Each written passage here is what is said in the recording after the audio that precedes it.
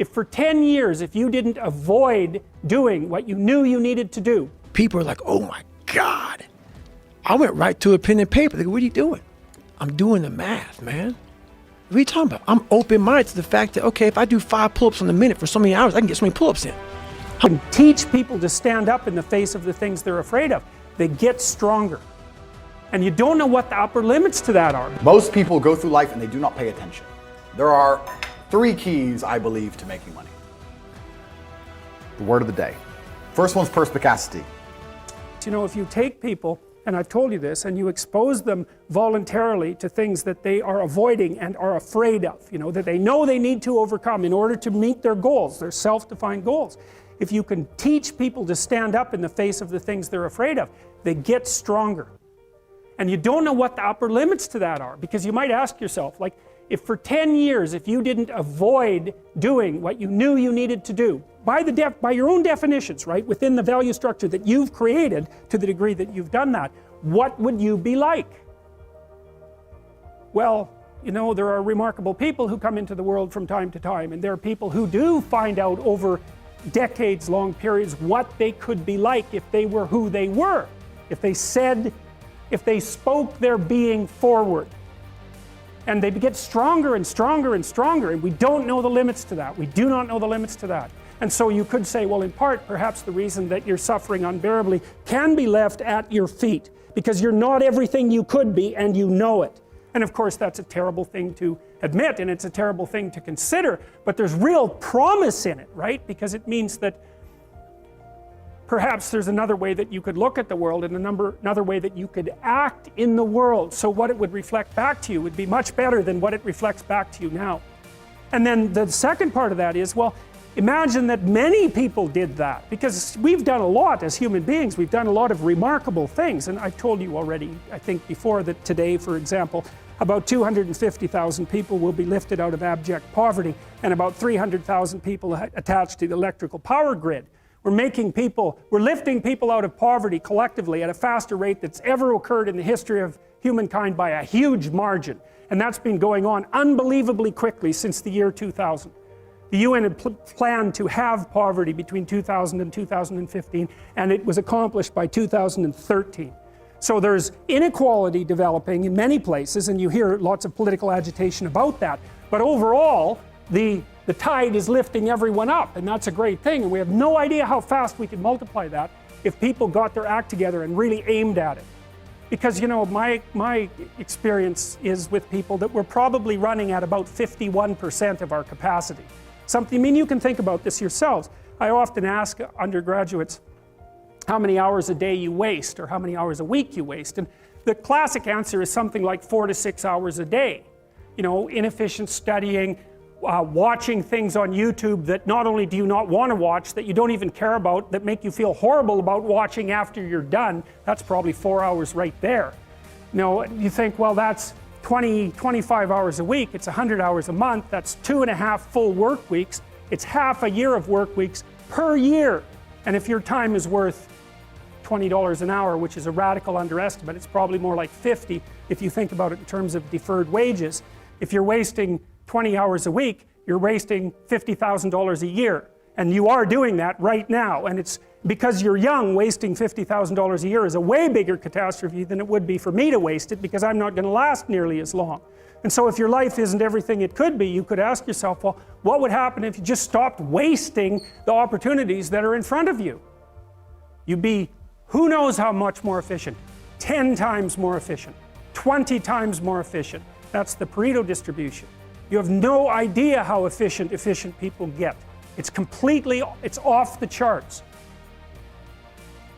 Well, and if we all got our act together collectively and stopped making things worse, because that's another thing people do all the time, not only do they not do what they should to make things better, they actively attempt to make things worse because they're spiteful or resentful or arrogant or deceitful or homicidal or genocidal, or all of those things all bundled together in an absolutely pathological package. If people stopped really, really trying just to make things worse, we have no idea how much better they would get just because of that. So there's this weird dynamic that's part of the existential system of ideas between human vulnerability, social judgment, both of which are major causes of suffering, and the failure of individuals to adopt the responsibility that they know they should adopt. And that's the thing that's interesting too, is that, and like another thing I've often asked my undergraduate classes is, you know, there's this idea that people have a conscience. And you know what the conscience is. It's this feeling or voice you have in your head just before you do something that you know is stupid, telling you that probably you shouldn't do that stupid thing. You don't have to listen to it, strangely enough.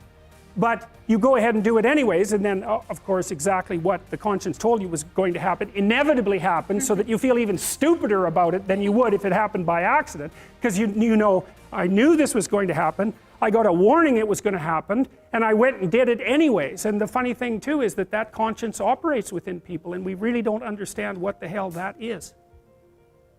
So you might say, well, what would happen if you abided by your conscience for 5 years or for 10 years? What sort of position might you be in? What sort of family might you have? What sort of relationship might you be able to forge? And you can be bloody sure that a relationship that's forged on the basis of who you actually are is going to be a lot stronger and more welcome than one that's forged on the basis of who you aren't.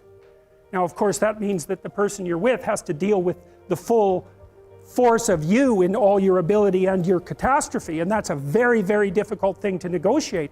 But if you do negotiate it, well, at least you have something, you have somewhere solid to stand, and you have somewhere to live, you have a real life, and it's a great basis upon which to bring children into the world, for example, because you can have an actual relationship with them instead of torturing them half to death, which is what happens in a tremendously large minority of cases. Well, it's more than that too, because, and this is what I'll close with, and this is why I wanted to introduce Solzhenitsyn's writings to you. You see, because it isn't merely that your fate depends on whether or not you get your act together and to what degree you decide that you're going to live out your own genuine being. It isn't only your fate, it's the fate of everyone that you're networked with. And so, you know, you think, well, there's 9 billion, 7 billion people in the world. We're going to peak at about 9 billion, by the way, and then it'll decline rapidly. But 7 billion people in the world, and who are you? You're just one little dust mote among that 7 billion. And so it really doesn't matter what you do or don't do, but that's simply not the case. It's the wrong model, because you're at the center of a network. You're a node in a network. Of course, that's even more true now that we have social media. You'll know 1,000 people, at least, over the course of your life. And they'll know 1,000 people each, and that puts you one person away from 1 million, and 2 persons away from 1 billion. And so that's how you're connected, and the things you do, they're like dropping a stone in a pond. The ripples move outward, and they affect things in ways that you can't fully comprehend, and it means that the things that you do and that you don't do are far more important than you think. And so if you act that way, of course, the terror of realizing that is that it actually starts to matter what you do. And you might say, well, that's better than living a meaningless existence. It's better for it to matter. But I mean, if you really asked yourself, would you be so sure if you had the choice? I can live with no responsibility whatsoever. The price I pay is that nothing matters. Or I can reverse it and everything matters. But I have to take the responsibility that's associated with that. It's not so obvious to me that people would take the meaningful path. You know, when you say, well, nihilists suffer dreadfully because there's no meaning in their life and they still suffer. Yeah, but the advantage is they have no responsibility. So that's the payoff, and I actually think that's the motivation. Say, well, I can't help being nihilistic. All my belief systems have collapsed. It's like, yeah, maybe. Maybe you've just allowed them to collapse because it's a hell of a lot easier than acting them out. And the price you pay is some meaningless suffering, but you can always whine about that and people will feel sorry for you, and you have the option of taking the pathway of the martyr, so that's a pretty good deal, all things considered, especially when the alternative is to bear your burden properly and to live forthrightly in the world. Well, what Solzhenitsyn figured out, and so many people in the 20th century, it's not just him, even though he's the best example, is that if you live a pathological life, you pathologize your society. And if enough people do that, then it's hell. Really, really. And you can read the Gulag Archipelago if you have the fortitude to do that, and you'll see exactly what hell is like. And then you can decide if that's a place you'd like to visit, Or even more importantly, if it's a place you'd like to visit and take all your family and friends, because that's what happened in the 20th century. Thing about it, man, I talk about in my book, open-mindedness. What separates me from a lot of people is they go into a daunting task, and the task is overwhelming. Like when I heard the pull-up record was 4,020 pull-ups, and I was talking about breaking this record, people are like, oh my God. I went right to a pen and paper. They go, what are you doing? I'm doing the math, man. What are you talking about? I'm open-minded to the fact that, okay, if I do 5 pull-ups in a minute for so many hours, I can get so many pull-ups in. How much time do I have to rest? I was breaking the math down. You have to be open-minded to the possibilities that I can do this. Once you shut your mind down to the possibility that it can be achieved, there's no way it can happen. So that's why my eyes and my body light up about things, because I know that if you're in a fight, you have to attack. You have to keep attacking. The enemy has to know he is not going to give up. You must break the soul of whatever the fuck is in front of you. That's what I realized. I was never breaking the soul of anything in front of me. So that's why I came up with the thing called taking souls in my book. I started to devise ways to break a soul of a human being, of an object, of whatever's in front of me. If you keep on attacking something, nothing wants to stand in front of anything that is relentless. Nothing. The taking soul part of the book is really interesting because you talked about like the mind shift that you had when you were in Buds. Yes, sir. Yeah, that's an intense part of the book. It is. That's when a lot of stuff started clicking, man. I started watching those instructors on the side because there's 3 shifts. There's 8 instructors, 3 shifts. Because the guys going through Hell Week, they're up all day and all night for 130 hours. This is the promised land of mental hardening for me. I love this place. And you have the instructors who they've been there, done that. Now they're instructing you. So they do their 8-hour shift. They have their parkas on. It's usually cold, coffee, drinking their coffee, and they're beating the crap out of us. And when I started realizing, I started playing mind games. And I was like, you know what?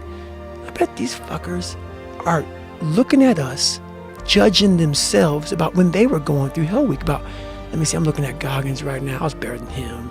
I was better than that guy. I was better than that fucker over there. And I was like, okay. You gotta judge me, right? All right. So that's what I'm gonna do to you.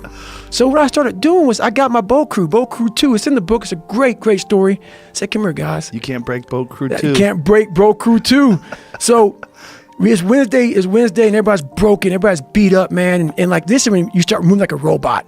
Everybody's like just trying to get through Hell Week now, and your energy's zapped. And they know Wednesday's like that over the hump. I love that you talked about that in the book too, that they put it in your head that Wednesday you're going to be tired. Oh yeah, and that's another thing. They tell you how you're supposed to feel, so you are feeling that way. I was like, don't let these motherfuckers tell you how you're supposed to feel. No, it's day 1, motherfucker.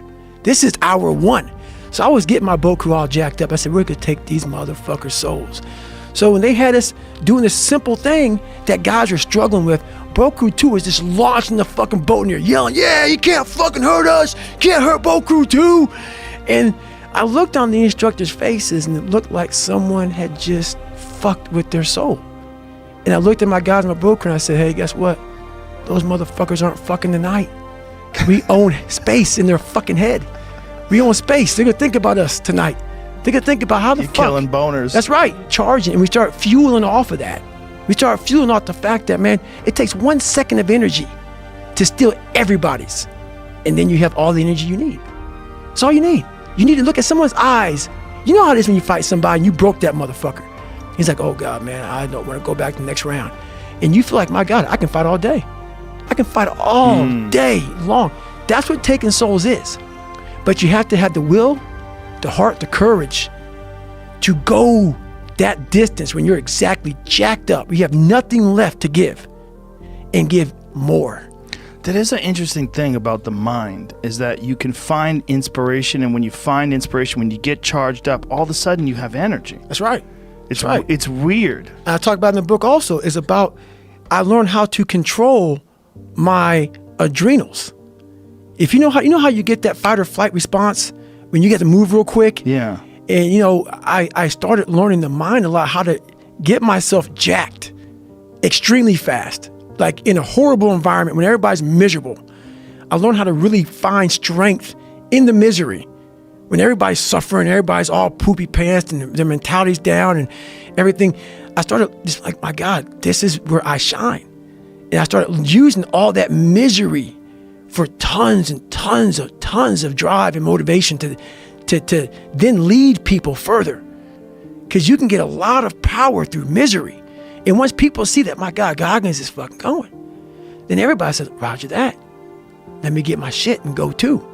So I started realizing that if you can just find strength just a little bit longer, you will have a crew of people following you along the way. And that is another thing that no one can ever teach you. You're going to have to learn that on your own. Mm-hmm. You're going to have to figure out how to pull that energy out of your mind on your own. There's no book you can read that all of a sudden I have it. I've got the technique now. I know how to do it. Yeah. No, it's a grind that you have to start and finish on your own. You have to take great pleasure in the fact that no one wants to be where the fuck you're at right now. Great pleasure in that. And what makes, it has to bring a passion out of you. It has to bring something very, very weird out of you, man. Like, people don't really understand what that is. When you're in the worst environment possible, the worst situation possible, and everybody's looking like, God, man, I hope this ends. And you see that. Time slows down and you see that. You're feeling that. Everybody has that look on their face like, God, this got to go. I don't want to be here anymore. There are 3 keys, I believe, to making money. The word of the day. First one's perspicacity. Most people go through life and they do not pay attention. I've said this before and I want to stick by it because it's so important. You need to pay attention to every single time you spend money because you cannot make money. You're not the Federal Reserve, you're not a government. Governments make money. All of us take money from somebody else or a business or a government. We take money from other things. So the easiest way to learn how to get good at taking money is to pay attention to every time someone takes money from you. So next time you buy a coffee, don't just buy the coffee and drink it and think nothing of it like every brokey. Don't do that. Say, okay, why am I buying this coffee? Okay, I want a coffee. All right. Why am I buying here? Well, this is on my way to work. Is there any competition around? Do I also want breakfast? Do they sell breakfast? No, they don't sell breakfast. They could probably make some more money if they're selling breakfast. Anyway, I walk in, there's a long line. Why is there one member of staff? I'm low on time. I'm about to leave and not buy the coffee. They're about to lose money because it's taking too long. Most of the people in this line are businessmen. Why is there not a cute girl behind the counter? I bet if they paid a cute girl a little bit more, they'd still make a bunch more money because people will come in here to talk to her. Think. And then what you'll do is, as you go through life, every time you spend money, is you'll realize the problem is not how to make money. The problem is how much time you have, because there's endless business ideas. There's endless ideas. I walk into a coffee shop, and by the time I've walked out, I already know exactly how to open up next door and outcompete them head to toe. I already have worked out how much is the rent, where are they fucking up, what are they not selling that they should be selling, what are they doing good, what are they doing bad, this chair is too hard, I'll wreck them. And I'll send it, and now my network is so powerful, which is the second point, network, I can send a few messages on WhatsApp and make a bank transfer. And 2 months later, there's a brand new coffee shop next door with my name on it, putting them out of business. So the first thing is you have to pay attention. Because if you pay attention, you'll start to learn that money is everywhere. Every building is owned. These are skyscrapers. Billions. Every apartment nowadays is a million. Million. You drive down a street in London, you're driving past trillions of dollars. There's money everywhere. It's all around us. When I was broke, I thought that the world was broke. I thought that there was no money. And then I got rich and realized that I was completely and utterly wrong. There's so much money. It's everywhere. If I go to try and buy a plane or a jet, they're always sold out. My yacht is a fucking 6-year waiting list. I want a Bugatti, they launch it, the email comes to my email address, 2 minutes later, gone. There's so much money. If I want a diamond watch or $1 million watch or $1 million Rolex, you can't get this stuff. There is so much money out there. Once you get to a certain echelon, you realize there's money fucking everywhere. So there's plenty of money in the world. People with no money are just not very good at taking it. So you need to start paying attention. It's the first thing. Second thing is network. It's hard to make money if you don't know anybody who has money. If you sit in a room full of ice cream experts and all they talk about is ice cream, how to make ice cream, the different flavors, how to store it, how to move it, how to sell it, even by accident, if you hang around with these people long enough, when someone asks you a question about ice cream, guess what you're gonna know the answer. You're gonna say, you know what? That's because it's pistachio and that needs to be 2 degrees higher than chocolate. And you're gonna look like a smart ass. So if you sit in a room full of people who are making a bunch of money, Everyone understands this. Your network is your net worth. You're the sum of the 5 people you spend the most time with. Everybody understands this. And then they still hang around with fucking losers because they're dummies. You're right, I am the sum of the 5 people I spend the most time with. Anyway, this is my friend Nick. He's so funny when we go drinking because he gets really drunk. Losers. I don't talk to anybody who is not winning. Everybody whose every phone call I will answer, if I answer a phone call, it is from a winner. I don't talk to losers. Everyone I talk to is rich. Everyone I talk to is making money. Everybody. If my entire reality is full of multimillionaires making money, how am I not going to make money? And this is why network is so important, is because it's the same reason that wolves hunt in packs.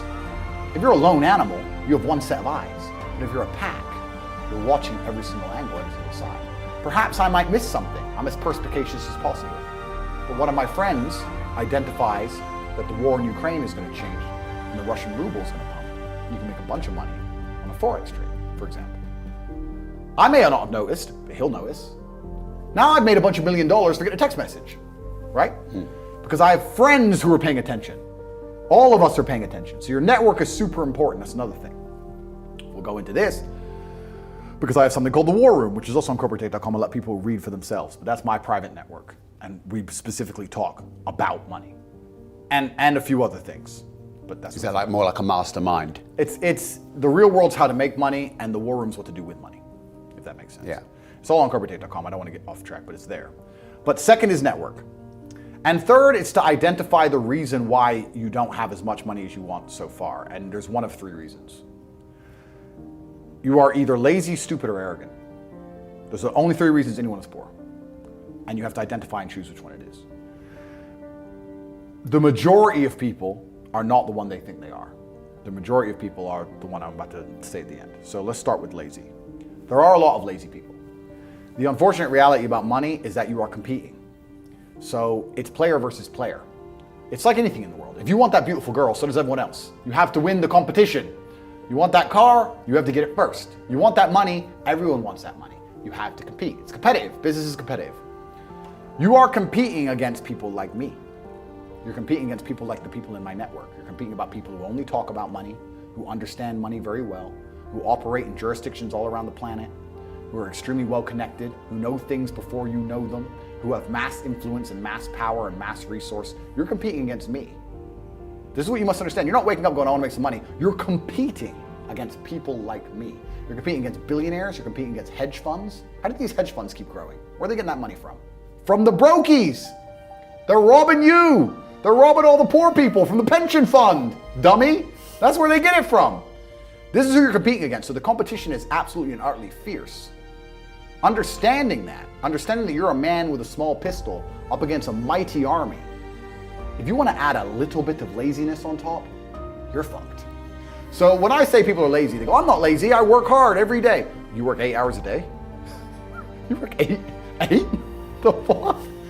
If I'm awake, I'm working. I'll be driving my Bugatti Chiron through Dubai, working. I'm texting at the same fucking time. I don't take a second off.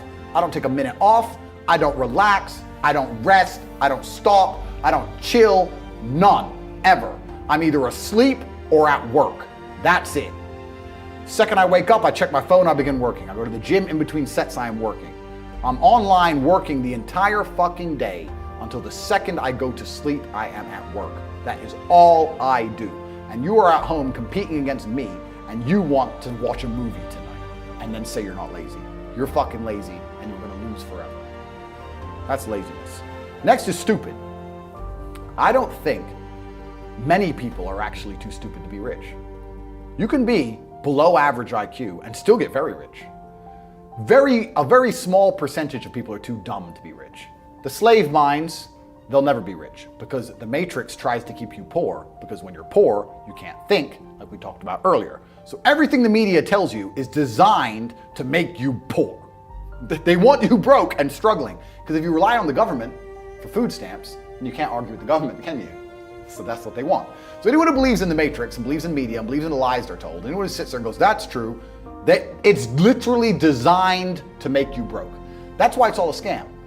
Do your GCSEs, do your A-levels, get in debt, go to uni, get out, get a shit job, get a mortgage, Don't worry, when you've paid that mortgage off when you're 61, then you'll have enough money to go to Spain for holiday.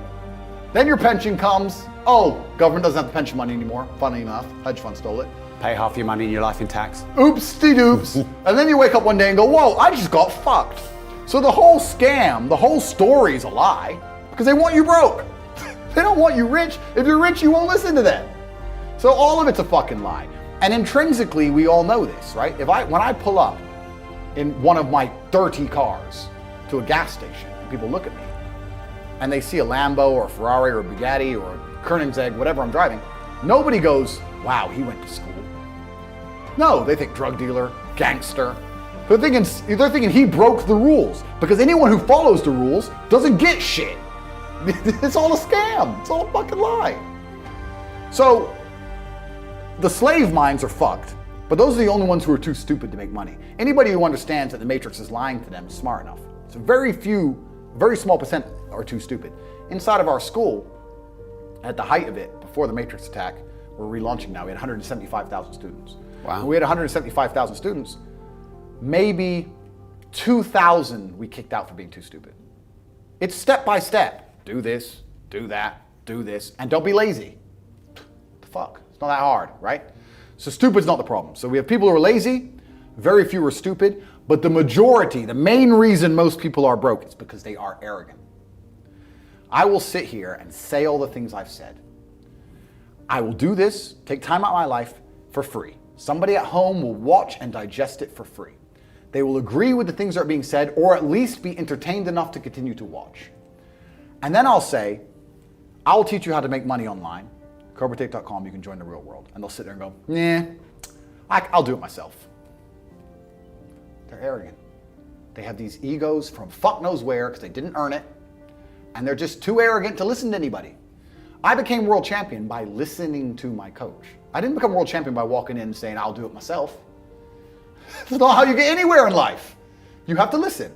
If Mike Tyson were to walk in, or if Elon Musk were to walk in here and talk to me about money, I wouldn't be sitting there going, I can do that. I'd be like, oh, Mr. Elon, richest man in the world. Hello, very nice to meet you. Please, even though I already understand I don't want to launch a car brand or put rockets in space, please, you must know some things I don't know. How do you deal with the currency fluctuations? Does inflation impact how much it costs for you to send a rocket into space? Like, I'd ask him something that's useful, right? But some people are so brutally arrogant that they'll sit here and they'll listen to all the things I said, and they'll agree that I'm intelligent, and they'll agree I'm massively successful, but they'll sit there and go, yeah, but you know what? I'll do it myself. I don't want to join that school because, I'll do it myself. They're arrogant. Everybody's fucking arrogant. I sit with people who I used to go to school with from Luton who are still broke and tell them how to make money. And you know what they do? They answer back. Yeah, but it's not that simple because, the wife gets the kid, and you know what, and I don't like to do things that way. The way I like to work, the way you like to work is why you're fucking broke. So what the fuck are you talking about? You just sat here and wasted 10 minutes of my time. I told you how to take your business of painting and decorating or whatever the fuck you're doing and make a serious amount of money, and now you're telling me the way you like to work? Then stay fucking broke. The fuck you want me to do? What level of arrogance? But this is people. They'll sit with a multi-millionaire and tell you their view. Oh, I think that know when you're out qualified and accept it and learn. So we all do. I can't play piano for shit. The piano teacher walked in here and said, this is what you do. And I said, well, I like to move my hands this way. What kind of dumbass? But this is the arrogance people operate under. So I'd say 20% of people are lazy, 20 to 25%. A large portion of the world are not lazy. They're actually working exceptionally hard, but they're doing the wrong thing. 5% of people are too stupid. So say 25%, 5% is 30%. But 70% of people are brutally arrogant, and this is why they are poor. That's the truth. And how did you make your first million? Good question. I've talked about this already. It was an unorthodox strategy. I've talked about it at length, so I won't give the whole story because it's too long. But I identified a gap. I identified a market. I approached the scenario and the situation extremely professionally. And I worked exceptionally hard. And I made my first $1 million. So my first millions came from owning a webcam studio. So I saw a little advertisement in the corner of a webpage saying, talk to live girls now. I've never been a porn guy. I'm not interested in that shit. But I was like, that's interesting. I know some girls who need some money. Boom, boom, boom. I put together this apparatus, extremely professional. No fucking sexual misconduct, no Dan Bilzerian, no threesomes, nothing. Very professional. 50-somes if it's down. Very professional outfit. And I used all my business knowledge and all my life knowledge, and I applied it. I worked 22-hour days, I would say. I got to the point where I was so tired, that I'd say, you know what, give me 20 minutes. And if I could hear the alarm go off, I'd get up. Sometimes I just slept clean through it, and I slept an hour or two. For months and months and months, and I built an empire. I built an insanely large empire at one point. I'm completely out of that business now, but how did I do it? As in, did you sell it? I didn't sell it, I just closed it all down, I moved on. I started making a bunch of money and I found other opportunities. But how did I get that opportunity? Perspicacity. First thing I said, pay attention. I paid attention. I looked at the girl. I'll give you the coffee shop example. This is what I did. I clicked on that advert, I saw the girl sitting there, miserable, waiting for a customer. I thought nobody's gonna buy from an unhappy bitch. These men are, the men who are paying her are trying to escape an unhappy life or they wouldn't be doing this shit. So when I got my girls online, smile, happy girls get paid. That was the token, that was the slogan. Happy girls get rich. Joking, ha ha ha. Who's you gonna pay? You're gonna pay the girls like, yeah, having a blast. So I paid attention to the competition. I saw an opportunity, just like the coffee shop. So all the things they did wrong, the room was messy, camera quality was shit, there's the basic stuff. The way the girl acted and interacted, all that stuff. And I applied it all by paying attention countless hours watching everybody else, finding the way to do it better, just like with the coffee shop, and I did it better. So I was absolutely not really perspicacious, and that's how you make money. And I did it with that, but I could have done it with anything, and now I do it with everything. The story of me sending a text message via my network and having a coffee shop is a true story. I don't think I've been in there maybe twice. I don't even go. And I have mechanisms in place to make sure I'm not robbed too badly, because unfortunately a little bit of cash goes missing. But everything's in place and it makes me money. I don't think I've even drunk my own coffee. I identified, I put together a list. It needs to be like this, like this, like this, like this, like this. I have competent people who work for me, which is very hard to find, but I do. They understand to follow the doctrine to the doctrine, and I'm getting money into a bank account. That's it. And you can do that with literally anything if you have a strong network and you pay attention. You can do anything. Even podcasts. We're doing a podcast right now. You guys are already big and successful at this. I'm telling you, you can look at the biggest podcasts in the world and still see what they're doing right, what they're doing wrong. That's the game. That's the game. And then you have to outcompete everybody else. That's how. And what's your net worth now? You know what's? It's kind of funny because Is that Si? That's the shittest question so far on this show. No. It's I don't actually really know, because they say if you don't know what you've got, they say if you know what you got, you ain't got much, and it's so fucking true. I don't know how much that coffee shop is worth. I know what it makes me roughly a month. I don't know what I could sell it for. I can guess now, like if I would put a 6 times multiplier on it, you know, I could guess. But then, what am I gonna do that for every property? How much are all my properties worth? Fuck knows. Different than when I bought them. So the price has gone up, down. I don't even check. Don't know. So how much are all the property worth? I can guess. How much the business is worth? I could guess. How much is my brand worth? If I put my name to something, it sells. I've been offered $50, $60, $70 million to sell junk to children, which I wouldn't do because I have too much morals. How much is my brand worth? I'm the most Googled man on the fucking planet. God knows. Like, I couldn't guess. I would guess that because there's different metrics of measuring the value of, say, a business, sometimes they'll put a 3 times multiplier on it, sometimes they'll put an 8 times multiplier on it. Let's put it this way. Hustlers University, 175,000 students, was doing about $13 million a month profit. That's an online educational company. Online is the future. Education is the future. It was seamless, fantastic. It outcompeted Oxford, Cambridge, everybody. It was the best school on the planet. Not just because we had 175,000 students, because we retained 175,000 students. That's the key. 175,000 people were making more money than they invested each month. There's no other platform on the planet that can do that. We had no competition. There was no other online digital learning platform that was even 1% as close. We were the largest online digital teaching platform on the planet. And everybody wants to make money. So everybody wants to join. Male, female, rich country, poor country. That's $13 million a month that was doing. So what's that? $120, $130 million a year? 8 times multiplier? What's that worth? 800 million by itself? Like, depending how you want to estimate it, I can sit here and say I'm worth $200 million or $1 billion. I could be a billionaire with net worth for the things I own, things I'm in control of. Depends on how you want to analyze it. So the reason I side is because I don't have a clue how much money I'm worth. I don't know. I know that if I want shit, I get it. I know that the world is effectively free now. I'm at a point of money where I never ever contemplate the price of anything ever. The whole world, the only way I can explain being ridiculously rich is that everything is completely free. So if you want something, even 1%, even if you want something a little bit, the cost is 0% consideration. So I have 30 cars. I tried to stop at 10, but the car owners know I'm gonna buy them, right? So they decide to launch a new Lambo and they text me and go, hey, new Lambo. I don't even ask to see a picture. I'm just like, okay. Because I'm not gonna notice the money going missing. So why not at least, I might only glance at it for 3 seconds. I may never even drive it. I might just go, that's worth the money to me because the money is worth nothing.